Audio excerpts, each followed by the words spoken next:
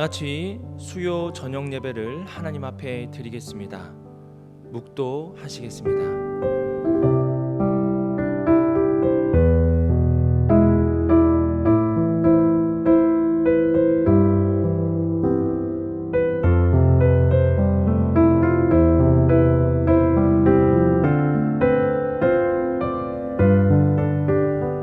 내가 내게 명령한 것이 아니냐. 강하고 담대하라. 두려워하지 말며 놀라지 말라. 내가 어디로 가든지 내 하나님 여호와가 너와 함께 하느니라 하시니라. 하나님은 영이시니 예배하는 자가 영과 진리로 예배할지니라. 아멘. 다 같이 찬송가 420장 함께 찬송 드리겠습니다.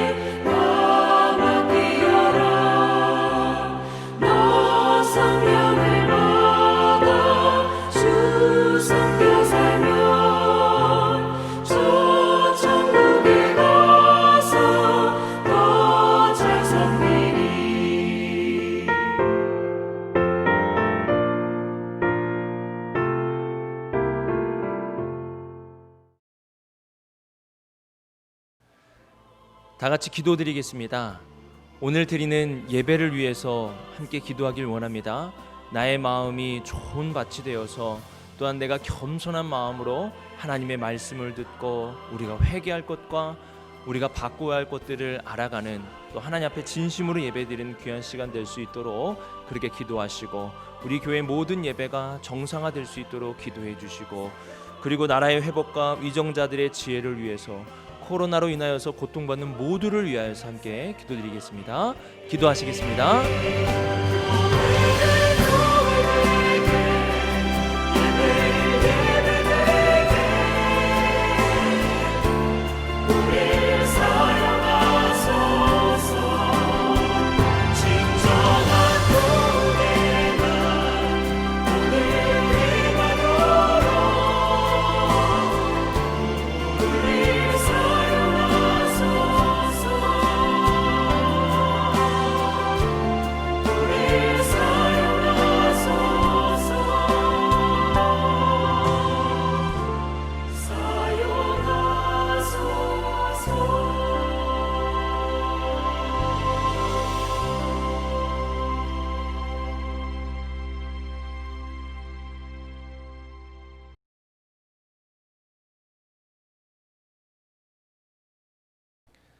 하나님의 말씀을 살펴보겠습니다. 우리에게 주신 하나님의 말씀은 여호수아 2장 14절에서 21절까지 말씀입니다. 여호수아 2장 14절에서 21절까지 말씀입니다. 우리 한 목소리로 함께 읽겠습니다. 그 사람들이 그에게 이르되 내가 우리의 이 일을 누설하지 아니하면 우리의 목숨으로 너희를 대신할 것이요 여호와께서 우리에게 이 땅을 주실 때에는 인자하고 진실하게 너를 대우하리라. 라합이 그들을 창문에서 줄로 달아내리니 그의 집이 성벽 위에 있으므로 그가 성벽 위에 거주하였음이라. 라합이 그들에게 이르되 두렵건대 뒤쫓는 사람들이 너희와 마주칠까 하노니 너희는 산으로 가서 거기서 사흘 동안 숨어 있다가 뒤쫓는 자들이 돌아간 후에 너희의 길을 갈지니라. 그 사람들이 그에게 이르되 내가 우리에게 서약한 이 맹세에 대하여 우리가 허물이 없게 하리니 우리가 이 땅에 들어올 때에 우리를 달아내린 창문에 이 붉은 줄을 메고 내 부모와 형제와 내 아버지의 가족을 다 내 집에 모으라. 누구든지 내 집 문을 나가서 거리로 가면 그의 피가 그의 머리로 돌아갈 것이요 우리는 허물이 없으리라. 그러나 누구든지 너와 함께 집에 있는 자에게 손을 대면 그의 피는 우리의 머리로 돌아오려니와 내가 우리의 이 일을 누설하면 내가 우리에게 서약하게 한 맹세에 대하여 우리에게 허물이 없으리라 하니 라합이 이르되 너희의 말대로 할 것이라 하고 그들을 보내어 가게 하고 붉은 줄을 창문에 매니라. 아멘.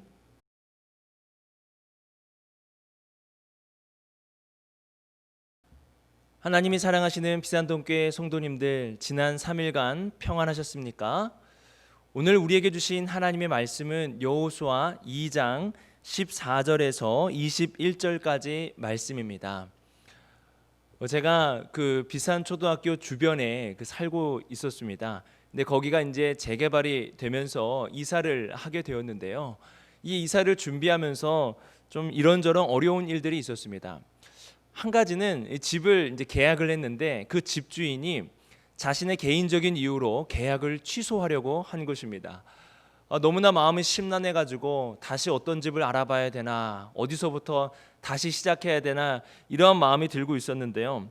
그때 이 부동산 중개하시는 분이 그 집주인에게 이러한 말을 통보했다고 합니다. 이미 계약을 했기 때문에 계약을 취소할 때는 그에 해당하는 계약의 위약금을 물어야 된다는 것입니다. 저희가 계약금을 걸어놓은 금액이 좀 컸기 때문에 위약금도 컸습니다. 그래서 이 위약금을 물기가 너무 컸는지 그 집주인이 계약을 취소하지 않고 그냥 쭉 다시 계약하기로 저희들에게 말을 하였습니다. 저는 이번에 이런 일들을 보면서 이 계약이라는 게 이렇게 중요하구나. 계약이라는 게 많은 책임을 가지고 하는 것이구나라는 것을 알게 되었습니다. 중요한 일일수록 그것을 계약을 할 때는 그에 따른 책임도 큰 것입니다. 오늘 우리가 읽은 이 말씀은요, 라합과 정탐꾼이 서로 계약을 하는 그러한 말씀입니다.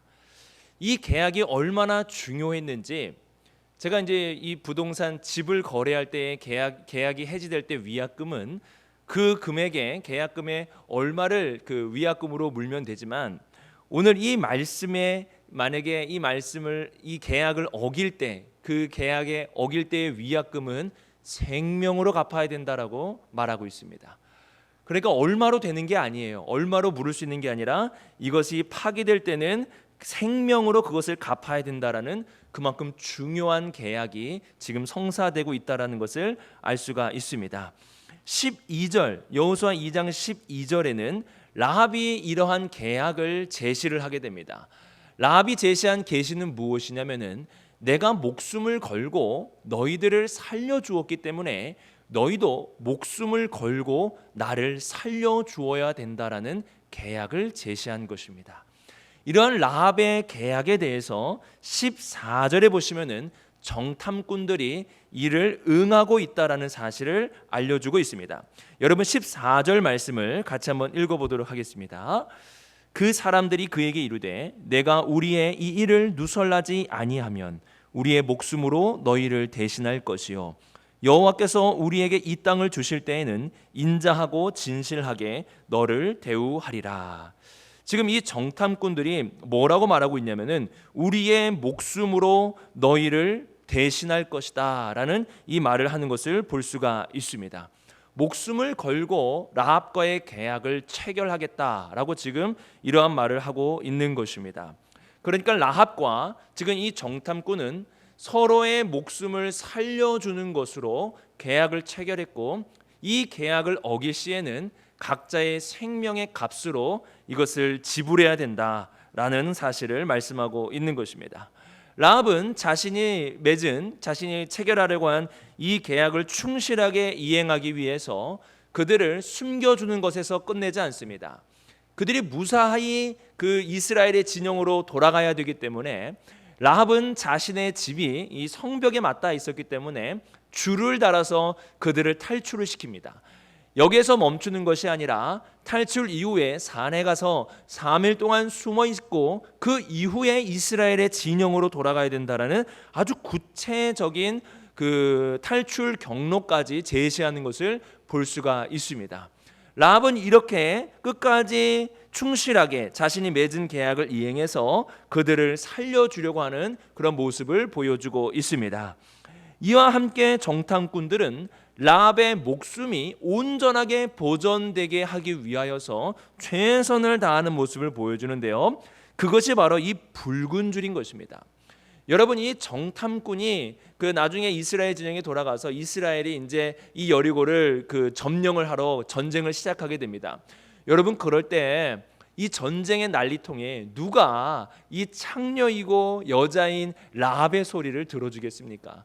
라합이 아무리 외친다 한들 그 소리가 사람을 진멸하고 있는 이스라엘의 군사들의 귀에 어떻게 들릴 수 있겠냐는 거예요. 혹시나 이러한 일로 인하여서 라합이 죽임을 당할 수도 있기 때문에 정탐꾼은 어떻게 합니까? 라합의 창문에 붉은 줄을 꼭 메어 놓으라고 말하고 있습니다. 그리고 그 붉은 줄을 메고 그 집을 절대로 나가서는 안 된다라는 신신당부를 하고 있는 것을 볼 수가 있습니다.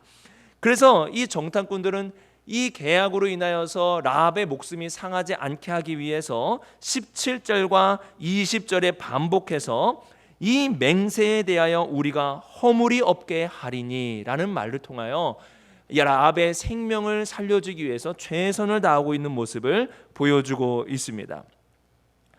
우리가 이 말씀, 오늘 우리가 읽은 이 말씀을 어떠한 배경 지식도 없이 그냥 이렇게 읽어가게 되면은 이러한 그 메시지로 우리가 듣게 되는 겁니다. 라합과 정탐꾼이 계약을 맺었고 이 계약에 대해서 상호간에 성실하게 이행하고 있다. 뭐 이 정도로 우리가 알게 되지 않을까요? 그냥 라합하고 정탐꾼하고 그 계약을 맺었고 이 계약을 지키기 위해서 목숨 걸고 이 계약을 서로 신실하게 지키고 있다. 뭐 한 이 정도로 우리가 메시지를 살펴볼 수 있을 것입니다. 그런데요, 오늘의 말씀의 배경을 우리가 조금만 알게 되면은 사실 오늘의 이 말씀은 이해하기가 쉽지는 않습니다. 정탐꾼과 라합이 서로의 생명을 살려주기로 맺은 이 계약은 사실 이루어지기가 쉽지 않은 그런 계약입니다. 그러니까 하나님께서는요, 이 가나안 땅을 향해 갈 때 이스라엘 백성이 아주 중요한 법령을 내리셨습니다. 그 법령이 무엇이냐면은 헤렘법이었습니다. 이 헤렘이라는 단어가 히브리어인데요, 이 헤렘을 어떻게 번역을 하냐면 신명기 말씀에서는 이 헤렘에 대해서 진멸로 번역을 하였습니다. 그러니까 하나님께서는 이스라엘 백성이 가나안 땅에 들어갈 때에 그 가나안 백성을 진멸해야 한다라는 법령을 내리셨습니다. 신명기 7장 2절 말씀에 이 법령이 나오는데요, 이렇게 기록이 되어 있습니다. 내 하나님 여호와께서 그들을 내게 넘겨 내게 치게 하리니 그때에 너희는 그들을 진멸할 것이라. 여기 진멸이 바로 헤렘입니다. 그들과 어떠한 언약도 하지 말 것이요 그들을 불쌍히 여기지도 말 것이며. 분명히 하나님께서 뭐라고 말씀하십니까? 언약도 해서는 안 된다. 그러니까 진멸을 해야 되는데 이 진멸을 하는데 방해가 되는 언약을 해서는 안 된다라고 하나님께서 분명하게 말씀하고 있습니다. 그리고 신명기 20장 16절에 보면은요, 그 가나안 땅에 살고 있는 사람들에 대해서 이렇게 얘기합니다. 호흡하는 자를 하나도 살리지 마라. 그러니까 호흡하고 있는 자는 모두가 다 진멸의 대상이라는 거예요. 그러니까 이게 너무 잔인한 거예요. 현대 사람들이 볼 때는 이 호흡하는 자라 하면 아이도 포함이 되는 거 아니에요? 갓난 아이도. 그리고 어른들, 또 노인들, 힘없는 여성들도 다 포함이 되는 거 아닙니까? 그래서 이것을 어떻게 해석을 하냐면은 이스라엘의 남자들이다. 그러니까 남자 그 군사들, 성인 남자들만 해당되는 것이다라고 이렇게 해석하고 싶어 하는데요. 이게 그럴 수 없습니다. 여기서 이 호흡하는 자는요, 이 여성과 아이들과 노인들, 이 모든 사람들을 포함하는 단어입니다. 그러니까 하나님께서 이 진멸하라고 하는 이 헤렘법은요, 그 예외가 없는 거예요. 호흡하고 있는 자라면은 누구나, 그 가나안 족속이라면 누구나 반드시 진멸을 당해야 되는 것이 이 헤렘법입니다. 그러면 하나님께서 왜 이렇게 헤렘법을 말씀하셨을까요? 이 신명기의 말씀을 보면은 그 중요한 이유 중에 하나가 무엇이냐면은 이 거룩함 때문에 그럽니다. 이스라엘 백성이 거룩함을 유지할 수 없기 때문에, 그들의 유혹을 인하여서 거룩함을 유지할 수 없기 때문에, 그래서 하나님의 진노를 받을 수 있기 때문에 헤렘을 반드시 행해야 된다라고 말하고 있는 것입니다. 신명기 7장 3절에 이렇게 말씀하고 있습니다. 그가 내 아들을 유혹하여 그가 여호와를 떠나고 다른 신들을 섬기게 하므로 여호와께서 너희에게 진노하사 갑자기 너희를 멸하실 것임이라 라고 말씀하고 있는 것입니다. 그러니까 하나님께서 왜 이렇게 헤렘법을 그들에게 명령하신 겁니까? 이 거룩함, 이스라엘의 거룩함이 훼손될 수 있기 때문에, 그들이 유혹으로 인하여서 훼손될 수 있기 때문에 하나님께서는 이런 헤렘법을 명령하신 것입니다. 여러분, 우리가 이 거룩함을 지키기 위해서는 이런 헤렘이 필요하다는 사실을 기억해야 됩니다. 단절이 필요한 거예요. 내가 좋아하고 내가 사랑하고 내가 관심 있고 이러한 것들이 하나님과의 거룩성, 하나님과의 깊은 관계에 방해가 된다면요, 여러분 그것은 단호하게 단절해야 하는 것입니다. 한국 교회는요, 여러분 이 술이라는 것에 대해서 단호한 단절을 말하고 있습니다. 한 잔에 대한 단절도 얘기하고 있는 거예요. 작은 것도 용납하지 말라는 것입니다. 왜 그렇습니까?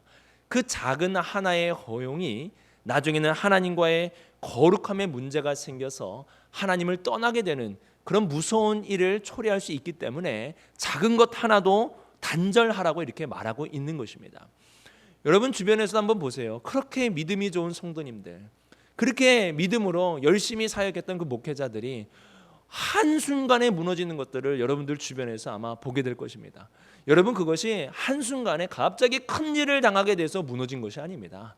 작은 일, 이거 별거 아니겠지, 뭐 이 정도쯤이야 해서 그 작은 것 하나 허용하다 보니까 나중에 어떻게 된 거예요? 이 거룩성에 문제가 생겨서 하나님을 떠나게 되는 그러한 일들이 나타나게 되는 것입니다.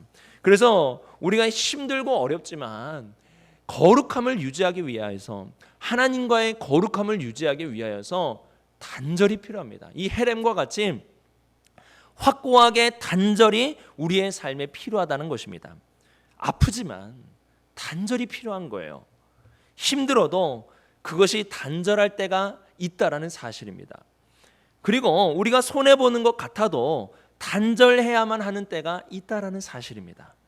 하나님께서는 이 가나안 땅을 향해 가는 이스라엘 백성에게 이 헤렘법을 명령하심을 통하여 이스라엘 백성이 거룩함을 유지하고 약속의 땅에서 거룩한 백성들로 살아갈 수 있도록 하나님께서 그렇게 단호하게 말씀하신 것을 볼 수가 있습니다. 여러분 우리도 이 많은 시간 속에서 하나님의 이 거룩함, 하나님과의 이 관계를 위해서 얼마나 많은 것을 단절하며 살고 있습니까? 그렇지 않습니까? 이 시간도 어떻게 보면은 단절의 시간 아니에요? 세상에서 얼마나 그 재밌는 프로그램 하는 시간 아니에요? 열심히 일하고 와서 쉬고 싶은 시간 아니에요? 그냥 침대에 이불에 누워가지고 그냥 편안하게 쉬고 싶은 그런 시간 아닙니까? 그런데 여러분 지금 단절하셨잖아요. 단절해서 하나님과의 관계를 위해서 지금 이렇게 열심히 노력하고 있는 거 아니에요? 말씀을 듣는 거 아니에요? 기도하는 거 아니에요? 찬양하는 거 아닙니까? 이렇게 하나님께서는 우리들에게 거룩함, 하나님과의 깊은 관계를 위하여서 단절을 요구하신다라는 사실입니다. 여러분 이러한 관점으로 오늘 말씀 한번 보세요. 라합은요 가나안 땅의 이방 여인입니다. 진멸의 대상이에요. 그것도 여러분 진멸 대상 1호입니다. 왜냐하면은 라합의 직업이 무엇이냐면 창녀입니다. 창녀. 이스라엘 백성의 거룩함에 가장 큰 위협이 되는 몇 가지들이 있는데 그 중에 하나가 뭐예요? 창녀예요. 창녀. 이 창녀들을 통해서 이스라엘 백성들이 모압 땅에서 얼마나 위험한 일을 겪었습니까? 그러니까 이 창녀는요 진멸 대상 1호입니다. 거룩함을 훼손하는 진멸 대상 1호가 바로 라합이라는 거예요. 그런데 어떻습니까? 이 정탐꾼이요 창녀인 그리고 이방인 가나안 족속인 라합과 지금 서로의 생명을 살려주기로 언약을 맺고 있다라는 거예요. 그리고 이 언약이 얼마나 확고한지 이 언약을 어길 시에 자신의 생명까지 걸고 있는 이러한 중대한 언약을 지금 맺고 있다라는 겁니다.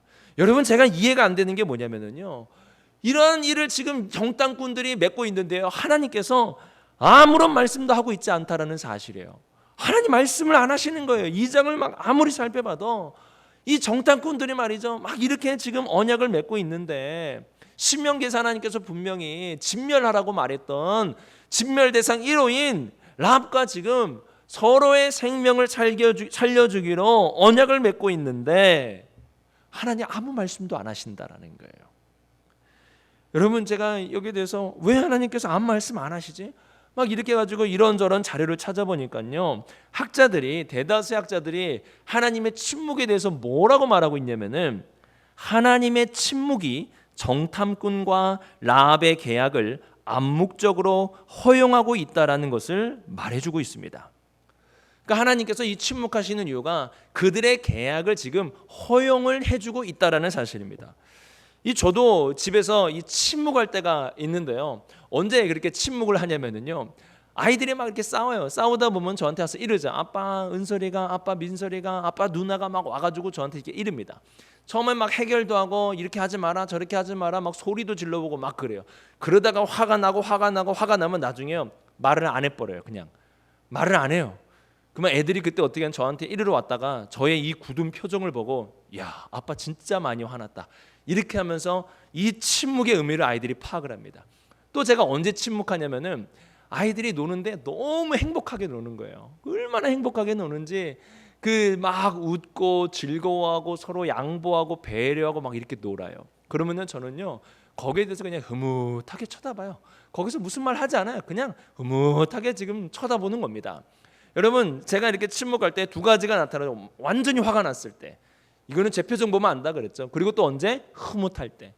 근데 학자들은 이 본문을 어떻게 지금 해석을 하고 있는 겁니까? 하나님 화가 난 게 아니라 흐뭇하게 지금 라합과 정탐꾼의 계약을 지금 보고 있다라는 사실입니다. 여러분 이에 대한 증거가 뭐냐면은 2장에서 나타나고 있는 하나님과 관련되는 단어들입니다. 여러분 룻기라는 성경을 아십니까? 이 룻기라는 성경도 읽어보시면 하나님께서 적극적으로 개입하고 있지 않고 계십니다. 하나님 어떤 말씀을 하지 않으세요. 그냥 거기에 있는 룻이라든지 나옴이라든지 보아스라든지 이러한 인물들이 서로의 대화를 주고받으면서 그렇게 그 사건이 진행되는 것을 보여주고 있습니다. 그런데 결국 어떻게 됩니까? 룻과 보아스가 결혼하게 되고 다윗의 할아버지인 오벳이 태어나는 것을 보여주죠. 그래서 이 룻기의 모든 흐름에 하나님께서 적극적인 개입이 없는 것 같지만 하나님이 개입하고 계신다라는 사실을 이 결과를 통해서 보여줍니다. 그리고 또 무엇이 있냐면은 이 룻기 안에 하나님을 향하여 사용되는 단어가 아주 그 중심적인 단어로 사용이 됩니다. 그 단어가 뭐냐면 바로 헤세드예요. 이 헤세드는 하나님께서 인간을 향해 베푸시는 은혜라든지 사랑이라든지 인자라든지 이러한 것들이 바로 이 헤세드인데요. 룻기의 곳곳에 이 헤세드라는 단어가 나타남을 통하여서 하나님께서 지금 이 룻기에 그 직접으로 또는 적극적으로 개입하고 있지 않지만 이들의 모든 역사를 주관하여 이끌고 계신다라는 사실을 보여주고 있습니다. 이와 마찬가지로 여호수아서에도요. 하나님을 향하여 사용되는 단어 또한 하나님이 이끄시는 사건이라는 사실을 보여주는 일들이 나타나 있습니다. 그 중에서 뭐냐면 이 헤세드라는 단어가 여호수아서에서 3번이 등장합니다. 여호수아 전체에서 3번이 나타나는데 그 3번의 헤세드 모두가 다 여호수아 2장에만 나타나고 있습니다. 여호수아 2장 12절에 선대라는 단어가 2번 사용이 되는데요. 이 단어가 바로 이 헤세드라는 단어입니다. 그리고 14절에도 인자라는 단어가 있는데요. 이 단어도 바로 헤세드입니다. 이 헤세드라는 단어를 통하여서 하나님께서 어떻게 하는 거예요? 이들의 대화 중간중간에 헤세드라는 단어를 통해 이들의 이 계약에 하나님이 개입하고 계신다라는 사실을 지금 보여주고 있는 것입니다. 이와 함께 이 붉은 줄에 대한 말씀은요, 출애굽기의 유월절 사건을 떠오르게 하는 그런 사건 아니겠습니까? 붉은 줄을 메고 그 안에 있어야 생명을 살게 되는 사건, 유월절 사건과 매우 비슷하다는 것을 알 수가 있습니다. 이처럼 여호수아 2장에서 하나님은 침묵하세요. 말씀하지 않으세요. 하지만 이들의 계약을 암묵적으로 허용하고 계십니다. 조금 더 덧붙여서 얘기하면은 이들의 계약을 흐뭇하게 지금 보고 계신다라는 사실을 알 수가 있습니다. 여러분, 하나님은 분명히 신명기에서 진멸, 헤렘에 대한 말씀을 하셨어요. 그런데 왜 이 정탐꾼과 라합의 계약에 대해서는 암묵적으로 허용을 하고 계시는 것일까요? 그들을 진멸해야 되는 거 아니에요? 라합을 반드시 진멸해야 되는 거 아니에요? 아니, 하나님 변심이 막 크신 분처럼 막 느껴지지 않습니까? 막 하나님 이랬다 저랬다, 이럴 때는 이렇게 쓰시고 저럴 때는 저렇게 쓰시고, 하나님 변덕이 많은 신이시기 때문에 그러한 것일까요? 어떤 학자들은 이것이 다양한 사람들이 이 신명기와 여호수아를 편집했기 때문에 그래서 이러한 그런 일치되지 않은 그런 일들이 나타났다, 이렇게 평가하기도 합니다. 여러분, 왜 하나님께서 이렇게 이 진멸하라고 분명히 말씀하셨는데 왜 라합과 이 정탐꾼의 서로의 생명을 살려주는 계약을 허용하신 것일까요? 여러분, 성경을 볼 때 정말 주의해야 될 게 하나 있습니다. 특히 이러한 사건, 이야기들을 기록하고 있는 그런 장면을 여러분 읽을 때는 꼭 이걸 주의해야 될 게 있는데, 그게 뭐냐면요, 나무를 보는 것도 중요한데요. 그러니까 신명기 법, 뭐 라합 사건, 뭐 이런 하나하나의 나무를 보는 것도 중요한데 큰 숲을 볼 수 있어야 됩니다. 이 하나하나의 이야기들을 이끌고 있는 정말 큰 숲을 우리가 볼 수 있어야 됩니다. 여러분, 이 이야기들, 성경에 나타나는 구약과 신약에 나타나는 이 모든 사건들을 관통하는 주제가 무엇인지 아십니까? 그 주제가 바로 하나님의 구속사입니다. 하나님의 구원의 역사가 이 신구약을 관통하고 있는 너무나 중요한 그런 사건이라는 사실, 숲이라는 사실입니다. 여호수아를 읽다 보면은요, 여러분, 이 진멸, 이 단절, 이러한 것에 우리가 집중을 하게 됩니다. 그래서 하나님의 커다란 구원의 역사를 우리가 놓치게 되는데요. 그래서 이 여호수아서의 앞부분에 하나님께서는 라합의 구원 사건을 하나님께서 앞에 놓으심을 통하여서 하나님의 구원의 역사가 계속되고 있다는 사실을 우리들에게 보여주고 있는 것입니다. 진멸이 계속 나타나는 게 아니라 하나님의 구원의 역사가 계속되고 있다는 거예요. 하나님이 진멸하시는 것을 좋아하실까요? 막 그들을 진멸하고 그들을 죽이는 것을 좋아하실까요? 하나님께서는요, 이 진멸의 상황을 통하여 이스라엘 백성의 이 거룩한 단절을 통하여 단 한 사람이라도 그 죄악 가운데 있는 가나안 땅에 있는 그 주민들 중에 단 한 사람이라도 구원받기를 하나님은 원하신다는 게, 이게 하나님의 마음인 거예요. 단 한 사람이라도 이러한 거룩한 단절, 거룩한 진멸, 헤렘이 그 땅에 이루어질 때에 단 한 사람이라도 이 사실을 인식하고 바라보고 돌아와서 하나님께 구원을 받기를 하나님은 지금 간절하게 원하고 계신다라는 사실입니다. 그 열매가 무엇입니까? 바로 라합과 정탐꾼이 서로의 생명을 살려주기로 계약을 하게 되는 이 사건으로 우리들에게 나타나는 것을 볼 수가 있는 것이죠. 하나님께서 왜 이러한 진멸을 행하십니까?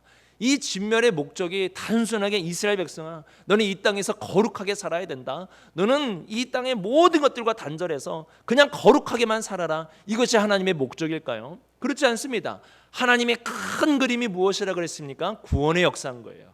그들은 이 진멸을 통해서 무엇을 잊으면 안 돼요? 그들 중에 구원받을 만한 자가 있다면 그들을 구원해내야 되는 거예요. 하나님께서는 진멸을 말씀하셨고 그 큰 그림에는 뭐예요? 이 진멸의 목적이 바로 그들을 구원하기 위함이라는 사실을 잊어서는 안 되는 것입니다. 예수님께서도 이런 말씀을 하셨어요. 하나님이 그 아들을 세상에 보내신 것은 세상을 심판하려 하심이 아니요 그로 말미암아 세상이 구원을 받게 하려 하심이라. 심판이 목적이 아니라는 거예요. 예수님을 보내신 것이 예수 그리스도를 통하여서 그들이 구원을 받기 위하여서 이 땅에 하나님께서 독생자이신 예수님을 보내셨다는 사실입니다. 하나님, 우리가 이러한 헤렘의 말씀, 이 헤렘도 중요해요. 그런데 하나님께서 왜 그들에게 헤렘을 하라고 말씀하셨는지 그 하나님의 마음을 우리가 알아야 된다는 겁니다. 하나님께서는 이 헤렘을 통하여서 가나안 족속, 진멸받아야 할 그 가나안 족속 중에 단 한 사람이라도 구원받기를 하나님은 원하고 계신다라는 사실입니다. 하나님께서는 그 마음을 바로 이 라합 사건을 가장 앞서서 행하심을 통하여, 또한 정탐꾼과 라합의 계약을 아주 자세하게 그 앞부분에 기록함을 통하여서 하나님 아버지의 마음을 우리들에게 보여주셨습니다. 또한 이 라합이라는 여인은 신약에서 예수 그리스도의 족보에 오르게 되고, 또한 믿음의, 우리가 본받아야 될 그런 믿음의 조상으로, 믿음의 선배로, 믿음의 대상으로 기록이 되는 것을 통해서 이 라합과 또한 이 정탐꾼의 계약이 하나님이 그 한 사람을 구원하시길 원하시는 하나님 아버지의 마음을 우리들에게 분명하게 알려주고 있는 것입니다. 여러분, 하나님의 구원에 대한 이 역사는 지금도 계속되고 있다는 사실입니다. 아무리 코로나가 하나님의 구원에 대한 코로나가 아무리 강하게 나타나가지고 사람과 사람이 단절되고 거리를 두어도 하나님의 구원의 역사는 계속되고 있습니다. 제가요, 어떠한 일들을 경험하게 되냐면요, 누가 봐도 이 사람은 하나님 믿지 않을 사람이에요. 그냥 입만 열면 하나님에 대한 비판을 하는 사람입니다. 그냥 하나님에 대해서 별로 관심이 없어요. 그리고 막 얘기하면은 교회 욕하고요, 그냥 막 교회 목회자들 욕하고 막 그렇게 있어요. 구원을 받기 얼마나 어려운 사람입니까? 그냥 포기하는 거예요. 이런 사람들은 그냥 욕만 안 했으면 좋겠다 뭐 이런 거 아니겠습니까? 근데 뭐 이렇게 그냥 길 가다가 만나가지고 이렇게 대화를 하는데 갑자기 그 입에서 하나님이 나오고 예수님이 나오고 교회가 나오고 교회에 소망이 있다라는 말이 나오고 코로나 상황 속에서 이 교회가 영적으로 깨어 있어야 된다는 막 이런 말을 하고요. 막 이러는 거예요. 제가 막 깜짝 놀랍니다. 아니 어떻게 이런 말을 하지? 여러분, 제가 여기에 대해서 이 사람 참 대단하다. 코로나의 상황 속에서도 어떻게 깨어있네. 제가 이런 마음이 느낄까요? 이런 마음 막 느낄까요? 아니, 그렇지 않아요. 제가 그분을 보면서 뭘 느끼냐면, 하나님께서는 지금도 일하고 계시는구나. 하나님께서는 지금도 변함없이 이 구원을 위하여 일하고 계시는구나. 나는 절대로 저분만은 안 된다라고 생각했는데 하나님께서는 지금도 이 코로나의 상황 속에서 하나님은 일하고 계시는구나. 제가 이것을 깨닫게 됩니다. 하나님은 지금도 이 구원의 역사를 지속하고 계시는 거예요. 이게 하나님 아버지의 마음이라는 사실입니다. 우리는 이 여호수아의 말씀을 계속 살펴보면서 중요한 두 가지 주제를 놓쳐서는 안 됩니다. 하나는 헤렘이에요. 단절입니다. 우리의 삶에는 거룩함을 유지하기 위해서 단절이 필요해요. 여러분, 단절을 해야 됩니다. 단절할 수 있는 것은 단절해야 되는 거예요. 근데 중요한 것은 뭐냐면 이 단절함의 목표가 무엇이냐는 거예요. 하나님께서는 왜 우리들에게 단절하려고 하는 이러한 거룩한 마음을 주셨냐는 거예요. 하나님께서는 왜 그러셨습니까? 제가 신학교 가기 전에요, 이러한 단절에 대한 마음이 막 커가지고 어떠한 단절들을 했냐면 막 이것저것 다 단절했어요. 제가 단절하고 그 중에 또 무엇을 단절했냐면은 제가 그동안 친하게 지내왔던 친구들을 단절했습니다. 별로 그들이 유익되지 않은 거예요. 만나면 맨날 술 마시러 가고 막 제 주변에서 담배 피고 맨날 욕하고 뭐 서로 욕하고 헐뜯고 막 이러니까 저의 영성에 막 신학교를 가야 되는 이 거룩한 영성에 용납이 안 되는 거예요. 그래서 의도적으로요, 만남을 피했습니다. 안 갔어요. 연락을 끊고 단절했습니다. 제가 지금에 와서 느끼는 게 뭐냐면요, 이 단절 좋아요. 거룩함을 위하여서 단절하는 거 좋다 이거예요. 그런데 그 단절함의 목표, 하나님 아버지의 마음을 제가 놓치고 있었던 거예요. 하나님 아버지의 마음이 무엇입니까? 구원이라는 거예요. 구원. 우리들에게 단절을 요구하시는 이유는 이 단절을 통하여서, 이 거룩함을 통하여서 단 한 사람의 영혼이라도 구원하기 위하여서 하나님께서 우리들에게 거룩함을 말씀하신다라는 사실입니다. 바리새인들은 누구보다도 단절을 열심히 했던 사람입니다. 이 바리새라는 말이 구분하라는 말 뜻 아니겠습니까? 근데 왜 그렇게 예수님께 질타를 받았습니까? 그들은 구분의 열정은 있었죠. 열심히 구분했어요. 그런데 하나님 아버지의 마음은 몰랐던 거예요. 죄인 한 사람을 구원하길 원하시는 하나님 아버지의 마음을 모른 채 계속 단절만 행해 온 것입니다. 그러니까 어떻게 하는 거예요? 예수님께서 그들을 비판하시는 것입니다. 예수님은 우리가 세상 속의 빛과 소금이 되라고 말씀하셨지 세상 밖의 빛과 소금이 되라고 말씀하지 않으셨어요. 하나님이 우리에게 단절을 명령하신 이유는, 단절한 삶을 살라고 하신 이유는 단 한 사람이라도, 라합과 같은 그 단 한 사람이라도 이 일을 통하여 구원하기 위하는 하나님 아버지의 마음이 있다라는 사실을 우리가 놓쳐서는 안 됩니다. 하나님께서 왜 저를, 그리고 왜 여러분을 부르셨을까요? 하나님께서 왜 여러분에게, 저에게 예배 드리고자 하는 마음을 부어주셨을까요? 왜 기도하게 하시고, 왜 말씀 보게 하시고, 왜 우리의 삶 속에 찬양으로 우리의 삶의 세상과의 시간의 단절을 계속 허락하시는 이유가 무엇일까요? 그 이유가 무엇입니까, 여러분? 그냥 우리 혼자 예배 생활 충실하게 해가지고, 우리 혼자 기도 생활 충실하게 해가지고 하나님과 친밀하게 지내는 것, 그것이 하나님 아버지의 마음일까요? 그렇지 않습니다, 여러분. 하나님께서 우리의 마음에 거룩함을 주시는 이유는, 우리의 삶에 거룩함을 주시는 이유는 지금도 하나님께서 애타게 찾으시는 한 사람, 그 한 사람을 구원하는 통로로 내 자신을 삼기 위함인 것입니다. 나의 이 거룩한 빛과 나의 이 거룩한 소금이 지금도 주님을 떠나 있는 그 사람들에게 빛과 소금이 되어 그 사람들이 주님 안에 돌아올 수 있는 통로가 되게 하기 위해서 내 삶의 단절을 하나님께서 말씀하고 있다는 사실입니다. 코로나로 인하여서 우리의 삶에 사람과의 단절이 생겼죠. 제가 앞서서도 말씀드렸습니다. 코로나로 인하여서 우리의 삶에 단절이 생겼지만 하나님은 지금도 일하고 계십니다. 지금도 역사하고 계세요. 제가 예상할 수 없는 그 사람에게, 그분에게 하나님에 대한 고백, 이런 교회가 필요하다, 교회가 영적으로 깨어 있어야 된다, 교회가 소중하다라는 그 고백을 들은 것 같이 하나님은 지금 이 단절된 상황 속에서도 역사하고 계십니다. 여러분, 단절돼도 지금 만나는 사람 있죠? 단절돼도 지금 교제하는 누군가가 있을 겁니다. 하나님께서요, 지금 그 사람의 마음을 구원받게 하기 위해서 역사하고 계신다라는 사실이에요. 그리고 우리가 이 단절됨, 거룩함을 통하여서 그 사람이 하나님을 믿게 되고 구원을 얻게 될 수 있도록 그런 구원의 통로가 되기를 하나님께서 지금도 간절히 원하고 계신다라는 사실입니다. 여러분, 오늘 말씀을 통하여서 우리는 두 가지를 꼭 기억해야 됩니다. 첫 번째, 우리는 단절해야 될 것이 있다. 단절해야 될 것이 무엇인지 우리 스스로 꼭 점검해야 됩니다. 하나님과의 관계에 있어서, 거룩한 삶에 있어서 우리가 단절해야 될 것은 무엇입니까? 여러분, 그것을 단절해야 합니다. 그러면 이 단절함의 목표, 단절함을 요구하시는 하나님 아버지의 마음이 무엇입니까? 하나님께서 왜 우리들에게 이렇게 거룩한 단절을 원하시는 것입니까? 그 마음은 단 한 사람, 단 한 사람이라도 우리의 거룩함을 통하여, 이 단절을 통하여 구원하기 위한 하나님 아버지의 마음이 있는 것입니다.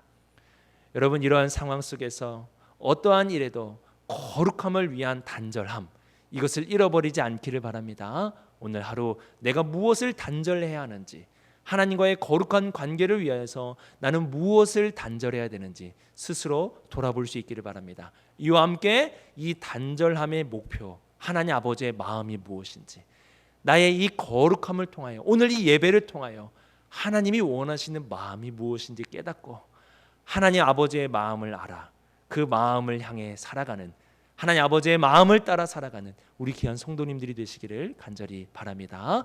기도하겠습니다.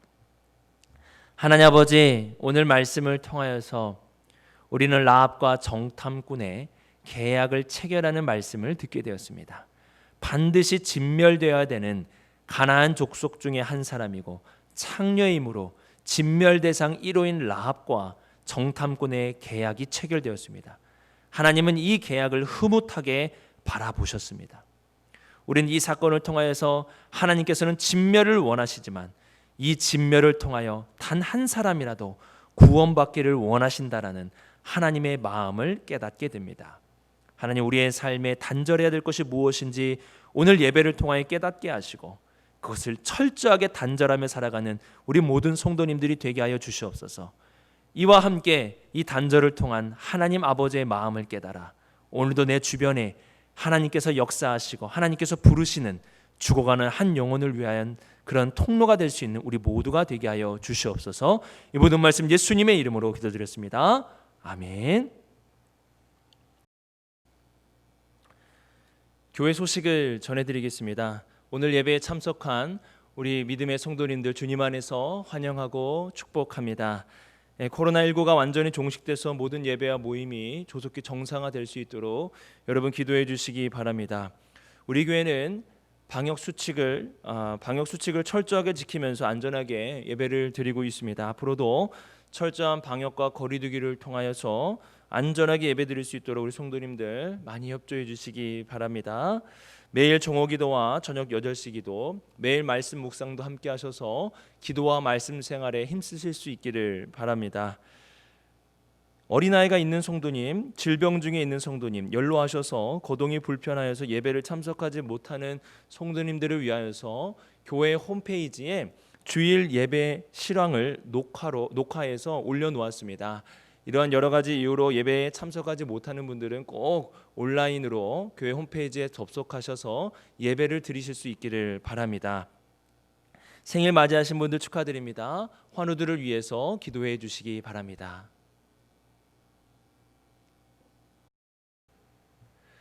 우리 오늘 말씀을 기억하면서 우리 하나님 아버지의 마음이라는 찬양, 이 찬양을 좀 고백해서 드렸으면 좋겠습니다.